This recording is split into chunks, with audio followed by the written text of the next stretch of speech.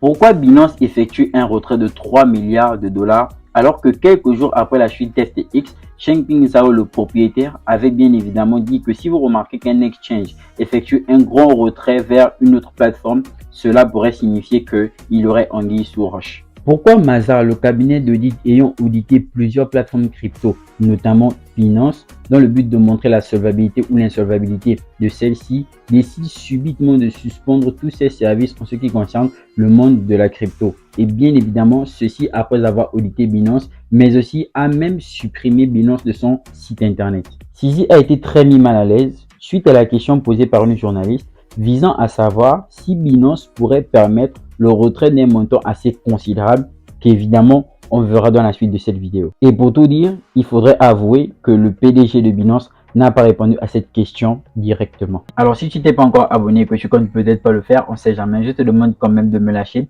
un pouce bleu, ça permettra à YouTube de référencer la vidéo. Si tu veux faire partie de la communauté, tu peux cliquer sur le lien en bas de description pour rejoindre le canal Telegram car plusieurs informations y sont publiées tous les jours. Comme vous devriez déjà le savoir de par les 2 vidéos précédentes publiées sur la page que je vous conseille de regarder si ce n'est pas encore fait, Binance subit une grande pression médiatique liée à la chute de sa plus grande concurrente FTX. Ceci a engendré une grande peur, un grand doute en ce qui concerne le marché de la crypto de façon générale et de Binance en particulier. Très vite, le PDG de Binance a publié une preuve de réserve visant à montrer la solvabilité de Binance dans le but de rassurer et de regagner la confiance des utilisateurs. Mais il faut le dire, c'est aussi pour des raisons de transparence. Et bien évidemment, certaines personnes ont douté, même les exchanges ont douté qu'il fallait éventuellement prouver que ces affirmations étaient vraies. Pas étonnant qu'ils aient eu besoin de prendre un cabinet d'audit, en l'occurrence Mazars. Mazars a fait son investigation, Binance serait en solvabilité et même surcollatéralisé. Malgré tout ceci, les gens sont toujours sceptiques en ce qui concerne la solvabilité de Binance. Et même Mazars, le cabinet qui fit effectivement l'audit, a décidé aujourd'hui de ne plus fournir ses services dans le marché crypto pour les raisons suivantes. Difficulté à véritablement apporter des preuves de réserve, de proof of reserve, au point que le cabinet Mazars a choisi de fermer temporairement son activité crypto. C'est une question d'un certain Jacques. Comment devons-nous interpréter ce retrait de Mazars vis-à-vis de l'activité crypto, le refus par Mazars, au moins temporaire, d'auditer les exchanges, les plateformes d'exchange désormais? Pierre. Déjà, ce qu'on voit, c'est que les preuves de réserve permettent de connaître les actifs d'une société et donc de s'assurer que les sociétés ont bien les actifs de leurs clients. Ce qui est un bon premier point, mais c'est pas suffisant. Ce que disait Pauline intelligemment, c'est qu'on doit regarder les actifs d'une société, mais aussi ses dettes. Donc aujourd'hui, la preuve de réserve qui a été mise en place par les acteurs, c'est pas du tout une volonté du régulateur de mettre en place ce type de système, s'est déployé, mais est pas assez suffisant. Et je suspecte que aujourd'hui, les grands cabinets d'audit manquent encore d'outils, de connaissances particulières pour suivre et être capable de suivre l'intégralité des mouvements des comptes de ces géants de la crypto-monnaie. C'est-à-dire qu'on a dessus... Et donc, en ce qui concerne le retrait de Mazars, sa prestation des services sur les entreprises crypto, il faudrait juste noter qu'aujourd'hui, Mazars se retire parce que, on va le dire ainsi, le cabinet ne serait pas assez compétent pour concrètement auditer les plateformes ou encore les entreprises qui font dans les actifs numériques, en l'occurrence les crypto-monnaies. Néanmoins, la firme d'analyse crypto, à savoir CryptoQuant, est arrivée et a confirmé que Binance est en posture de solvabilité et que même Binance ne serait pas surexposé conformément à son token, le BNB, car Binance possède seulement 10% de celui-ci. Théoriquement, la solvabilité ou encore la force financière de Binance ne devrait plus causer problème vu qu'après 2 inspections, le résultat est le même, une décision positive sur le sujet. Changpeng Zhao est passé en live pour éventuellement apporter une transparence aux grands médias, aux utilisateurs et donc il était question de répondre à une série de questions.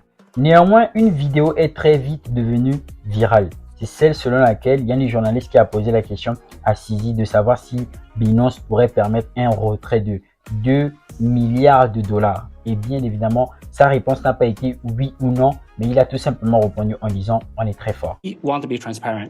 We want to set the golden standard for reliability, solidness in the So space. do it. Would you be able to $50 million. handle it if somebody asked you for $2.1 billion back? Would that be okay? Would you be able to still withstand things? We're financially okay. Including you have $2.1 billion to give away. If somebody came to claw that back, you'd still be fine? We'll let the lawyers handle it. We are financially strong. Entre nous, un retrait de 2 milliards de dollars pour Binance, ça ne représente absolument rien. Bien évidemment, la plateforme pourrait le faire avec aucune difficulté.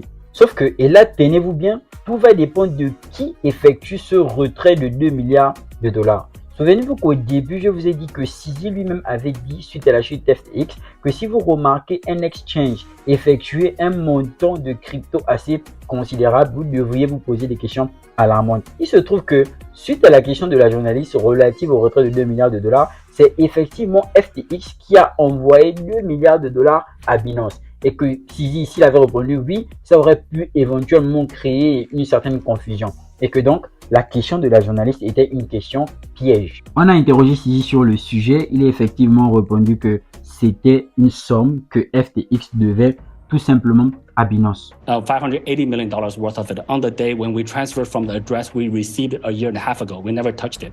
We actually kind of forgot about it. Ça peut vraiment ne pas être convaincant vu que certains internautes se sont plaints. Ils ont dit qu'éventuellement, même si FTX devait Binance, tout ceci devrait d'abord passer par une certaine procédure juridique, vu comment FTX est une insolvabilité. Et donc, est-ce que ce serait le bon moment pour rembourser Binance tout en sachant que d'autres personnes ont perdu de l'argent, etc., etc. Mais aussi, Binance a effectué il y a quelques jours des retraits s'élevant à 3 milliards de dollars. À cette question, CZ a répondu qu'éventuellement cet argent ne concerne pas l'argent des utilisateurs, mais l'argent de l'entreprise. Quoi qu'il en soit, n'oublions pas que Binance est immensément riche et qu'éventuellement, en temps normal, des retraits tels que 2 milliards, 3 milliards, 10 milliards, ça ne devrait pas poser problème vu la richesse de Binance. Rien que le BNB seulement, sa capitalisation, nous sommes déjà autour de 36 milliards de dollars. Quoi qu'il en soit, ça reste des éléments qui peuvent éventuellement apporter une certaine confusion vu la situation dans laquelle nous sommes dans le marché. Concernant Binance, voici où nous en sommes. Et bien évidemment, si d'autres informations sortent encore, je vous ferai des vidéos. Il n'y a pas lieu de se disperser. J'ai fait plusieurs vidéos où je vous expliquais des projets assez intéressants. Mais je me dis que ça sert à rien de parler aujourd'hui de projets qui seraient intéressants. Les gens iront peut-être investir dans des projets intéressants.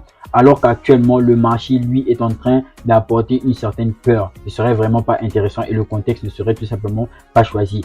Actuellement, il est important d'apporter aux gens une certaine transparence pour que certaines personnes sachent ce qui se passe concrètement, car il y a une grande pression médiatique, pour ne pas dire une grande manipulation médiatique. Et donc, j'espère que la vidéo a été très intéressante. Pour moi, ce genre de vidéo mérite d'être partagé massivement à vos proches, car beaucoup de personnes veulent savoir concrètement ce qui se passe. Et comme il y a trop de manipulation médiatique une fois de plus, ça pourrait vraiment apporter une certaine confusion. Et donc, je compte vraiment sur vous pour faire en sorte que cette chaîne puisse prendre de l'ampleur, à savoir liker, commenter, partager. On se retrouve très bientôt dans une nouvelle prochaine vidéo. Bienvenue sur Crypto. Peace out.